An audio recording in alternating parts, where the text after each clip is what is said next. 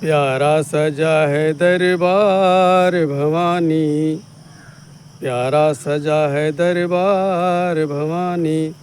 नवरात्रे चालू हो गए हैं और माँ का दरबार सज गया है और उधर रावण के संपूर्ण परिवार के विनाश का समय भी करीब आ गया है।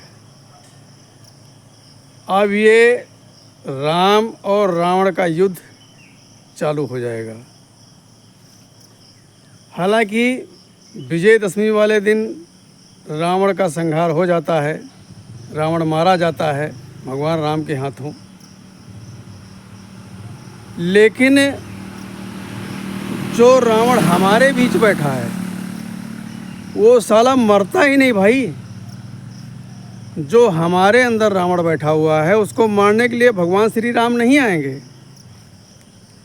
आपको स्वयं श्री राम बनना पड़ेगा, स्वयं को श्री राम बनाना पड़ेगा,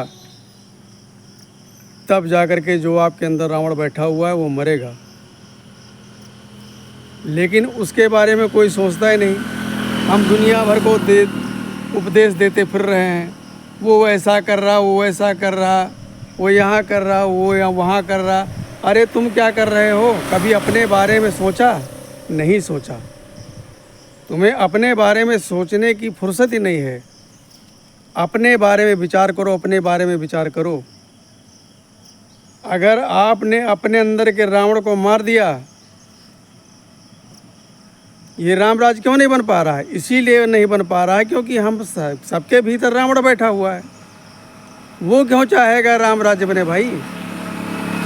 तो हम सबको मिल करके जो है भैया अपने अंदर छुपे हुए दुष्ट रावण को मारना है। जब हमारे अंदर का रावण मर जाएगा तभी हमारे घर की बहन बेटियां सुरक्षित रहेंगी, अन्यथा सुरक्षित रहने वाली नहीं है। हम दूसरों पर दोष लगाना बंद करें। दोष लगाना तो अपने ऊपर लगाओ, क्योंकि तुम ही दोष के भंडार हो, तुम ही दोष के भंडार हो। सारा दोष तुम्हारे अंदर है, समझे? बुरा जो देखन मैं चला बुरा न मिला कोई। वाह भैया क्या बात! बुरा जो देखन मैं चला बुरा न मिला कोई, और जो दिल खोजूं अपना मुझसे बुरा न कोई। तो जितनी बुराई है वो अपने अंदर है, बाहर कुछ नहीं है। अगर आप अपने आप को सही बना लेंगे तो सारा समाज सही हो जाएगा। और सारे समाज को आप सुधार रहे हैं लेकिन अपने आप को सुधार नहीं रहे, तो ऐसे कैसे बात बनेगी? तो भैया ये विजयदशमी के दिन आप प्रण कीजिए कि हमको अपने अंदर छुपे हुए रावण को मारना है। अगर अपने अंदर छुपे हुए रावण को नहीं मारेंगे तो यकीन मानिए जो आप कुकृत्य कर रहे हैं, आपको पत्थर मार मार के पब्लिक मार डालेगी। राम नहीं आएंगे, यही की पब्लिक बानरी सेना बन करके तुमको मार डालेगी। इसलिए अपने आप को बदलिए, अपने आप को बदलने की ज़रूरत है। आप सुधारो सो सब भांति, आप अपने आप को सुधारिए, बाकी सब अपने आप सुधर जाएंगे। किसी को शिक्षा देने की ज़रूरत नहीं, आप खुद ही अशिक्षित हैं। जब आपके पास स्वयं शिक्षा नहीं है तो दूसरों को शिक्षा क्यों दे रहे हैं?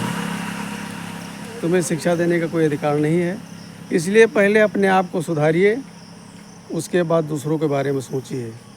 कमियां आपके अंदर हैं, उनमें कमी नहीं है। जो कुछ कमी है हमारे भीतर है, दूसरों में कमी नहीं है। दूसरों में कमी लोग तलाशते हैं लेकिन अपने अंदर कोई झांक कर नहीं देखता है। सारा गंद का ढेर तुम्हारे अंदर बैठा हुआ है। जिस दिन आप सुधर जाओगे, समाज से बलात्कार नाम की कोई चीज़ नहीं रहेगी। एक बात और कहूँगा, आप मंदिरों में जाते हैं, कहीं भी जाते हैं, वहाँ का प्रसाद खरीद करके मत चढ़ाइए। सौ की सीधी एक बात, क्योंकि आजकल देखो दुनिया भर के बड़े बड़े हाई लेवल के मंदिर हैं, वहाँ पर प्रसादों में घपला चल रहा है। तो आप अपने घर से बनाया हुआ प्रसाद ले जाइए।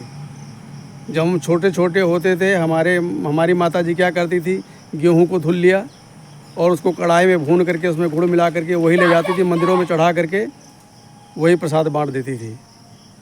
आजकल क्या है, चर्बी मिल रही है। अभी बड़े बड़े मंदिरों में लड्डू का वो जांच हुई तो उसमें चर्बी पकड़ी जा रही है। तो घर से बनाइए। और फल की बात रही, अभी आप टीवी चैनल में सुना होगा और देखा होगा कि कुछ लोग जो फलों में थूक लगा लगा करके बेच रहे हैं, सब्जियों में थूक लगा लगा करके बेच रहे हैं, चाय में पेशाब पिला रहे हैं।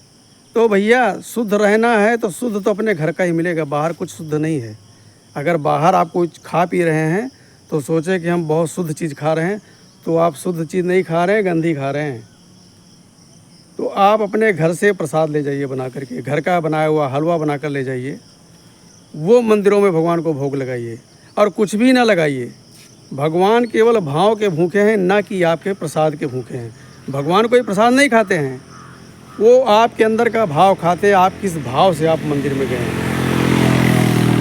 आप अच्छे भाव से लेकर के जाइए, उनकी पूजा अर्चना कीजिए, अपने गलतियों पर पश्चाताप कीजिए, माफ़ी मांगिए। बस 100 की सीधी एक बार मैं और कहूँगा, आप अपने आप को सुधारिए, दूसरे अपने आप सुधर जाएंगे। खरबूजे को देखकर खरबूजा रंग बदलता है। जब आप सीधे हो जाएंगे, सुधर जाएंगे, तो कहेंगे भाई देखो कितना बिगड़ा हुआ लड़का था और कितना अच्छा हो गया। ये देख देख करके, सुन सुन करके लोग अपने आप को अच्छा कर लेंगे। तो इसलिए अपने आप को सुधारिए। बस, नमस्कार।